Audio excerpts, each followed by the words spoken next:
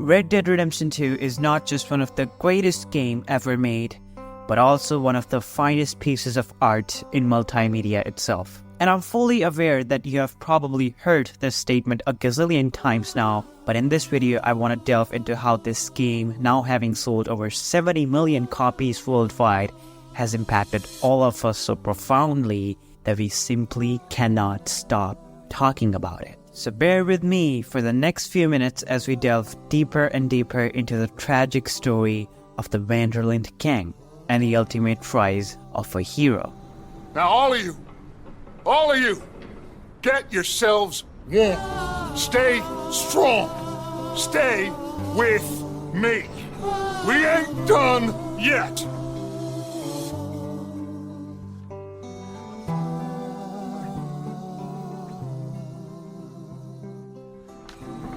Come on, Arthur. The game starts unconventionally in a way that we are not accustomed to watching in video games. The larger highlights in terms of characters in this section are Dutch Vanderlyn and our protagonist, Arthur Morgan. Instantly, through the very first scene in the game itself, it is established that Dutch is the savior of this barely surviving gang, a fierce leader guiding his followers out of a tragedy. What really went down back there on that boat? We missed you.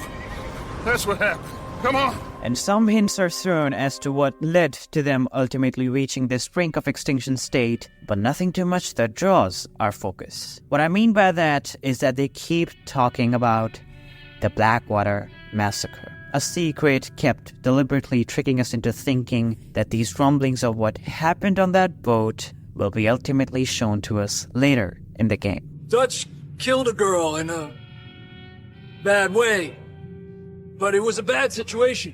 That ain't like him, though. A contradiction to Dutch's initial familial trait of a leader, and a savior factor which is important to be built up in order for the entire game to work out is later solidified in this section when he saves Sadie Adler, which then leads us into a triumph of music after she reveals her name.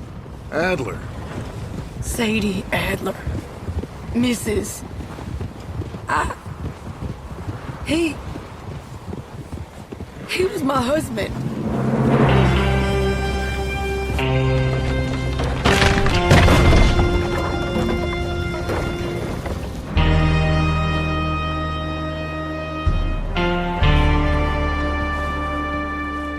This certain rush of loud music has always seemed very odd to me. Why bring up all this music out of nowhere as if a title screen is about to pop up? But after multiple playthroughs, I think it's done very deliberately. It's meant to express what kind of person Dutch is, or at least tricking us into thinking what sort of person he is. A liberator, a champion, a friend in need, and a messiah. Rockstar wants us to think that this is a person who saves people, a person whose actions, no matter how dubious, will always be justified for the greater good. Ironically, this is exactly how Arthur Morgan sees him. To him, no matter what Dutch does, there is always a solidified reasoning behind his actions. It's a greater tragedy or storm that Arthur has been caught in but cannot seem to find his way out, much like the very real storm the entire gang finds itself in. And who do they hope will take them out of this storm? Well, Dutch Vanderlyn. It is not an introduction of the game, but an introduction of the antagonist of this game, the kind of person he is, his morals, his beliefs, and all of this is done with this triumph of music. It is misleading for us to think that there is nothing bad that Dutch will ever do to us in this game. But little do we know what's about to happen. Arthur, you're in that one.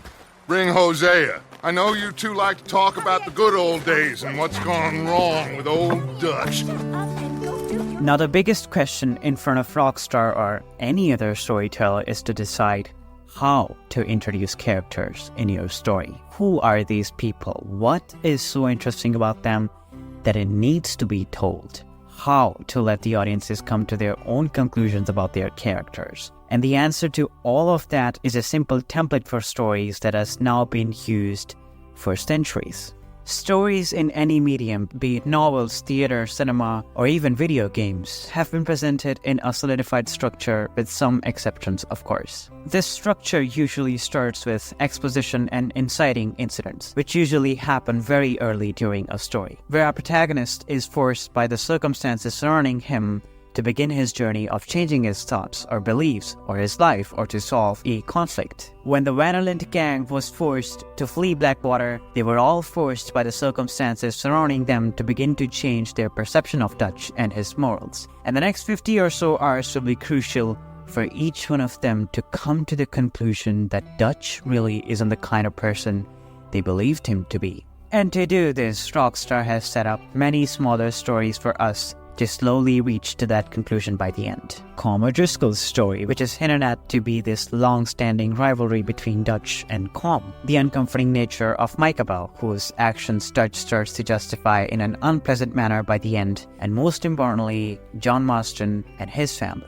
The protagonist of the first game, albeit in a very different shape and state of mind in this game. The responsible family man we saw him as in the first game is yet to be, and the events of this game will definitely shape him to become his ultimate self. There's also this superseding reason as to why everyone in the game believes Dutch to be their savior, because at some point Dutch has helped almost all of these people to rise above their tragic stories and join him in his benevolent cause for freedom. Just like John, who was once saved by Dutch when he was about to be hanged for robbery. Or our protagonist himself, who was taken by Dutch into the gang when a young Arthur had just lost his parents. Ultimately, they are all sons of Dutch, making them brothers, and sons of Dutch have now begun their journey to leave the ordinary world and conquer a special world.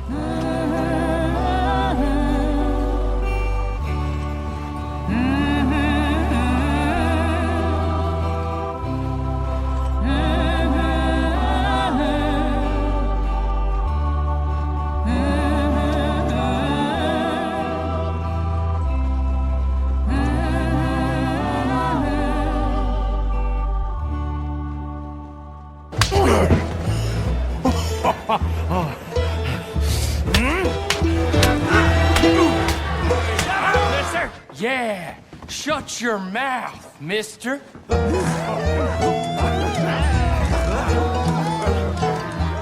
The concept of conquering this special world comes from an age-old narrative template for stories across cultures, the monomyth, or the hero's journey. This structure that has now impacted literary media for almost a century now comes from Joseph Campbell's 1949 book, The Hero with 1,000 Faces. Campbell introduced the idea that many myths and stories from diverse cultures around the world share a common structure. This structure, which he termed the monomyth, typically involves a hero going on an adventure, facing a crisis and returning transformed.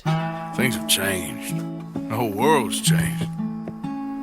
They don't want folk like us no more. And although Red Dead Redemption 2 might not be a traditional hero's journey, certainly we can find the callbacks to Joseph's template, which provided for many different stages that come in a hero's life to transpire change. We are smarter than them.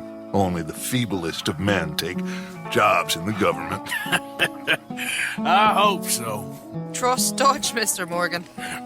You have to. Initially in the game, Arthur and the rest of the gang members are very reluctant to change with the growing civilization, determined to keep living the outlaw way of life, you can say. This is the refusal of an adventurous call in every hero's journey. They think of the law, the civilization, as some crazy idea they can never see themselves becoming a part of. So much so that sometimes they are willing to go as far as justifying their actions in the name of resisting this evil they believe civilization to be. After all, it is the ultimate human nature to resist change, to resist what makes you uncomfortable, and to reject unfamiliar territory. But if we find the answers that we don't like, maybe the members of the gang are scared of finding what they are worth without Dutch. Nothing or everything they have ever wanted to be. Hero's journey will create circumstances surrounding them so desperate, so tragic, that ultimately they will have to leave on their own paths to find the answers to their questions. But they are far, far away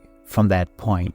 just yet. Until then, they will continue to justify the morals of the life they have created for themselves. And Strauss's loan shark system is a part of the life they have structured for themselves. Far as we can see, it doesn't go against Dutch's morals, as otherwise he would have stepped in to bring it to an end. And besides, it's just easier to blame the people who took the loan and were not able to pay it later, unable to see their incapability themselves to begin with. But what happens when the man you're about to confront is living the same nightmare that unknowingly you are about to face very soon? Are you willing to beat that man down while keeping your principles straight? Is that fair enough? Thomas! What are you looking at? Thomas! I said, what you looking at, woman? My husband isn't well. If we could just have more... Like I said, we ain't nobody's idea of charity. Get us the money.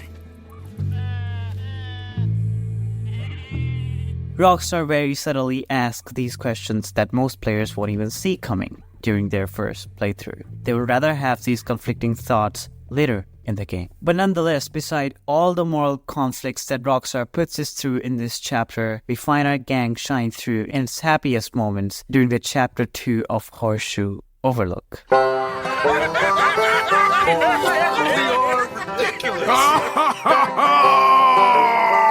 The part where you go get drunk with Lenny, or go hunting with old and wise Hosea, where you sit by the fire and listen to the crazy stories these people have to tell each other, or simply watch a breakdown between these people, is the part that we all fell in love with in Red Dead Redemption 2.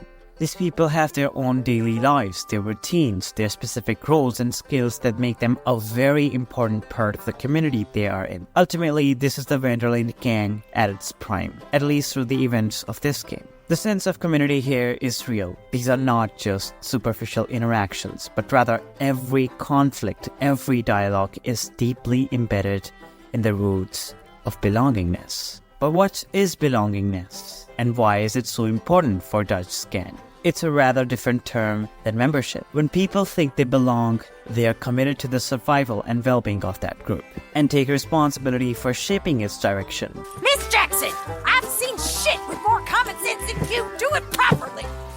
And that's how every single member of the gang has an important role to play in its survival. Hosea, without whose knowledge the gang ultimately faced a fallout, many would argue. Arthur, who is essentially the manpower of the entire group. Mrs. Susan, who is like a figurative mother of the gang. Mr. Pearson, who takes care of the food essentials of the group. Or essentially every single one of them. But the most important role is played by Dutch himself, because this is where his leadership role comes into play. He has consistently binded the entire group. When we think about it, why would anyone willingly stay in a lawless and dangerous group when essentially almost all of them can have full, fruitful lives without Dutch? And by the end of the game, we see that most of these people are very much capable of living on their own, or rather a thriving life, I would argue.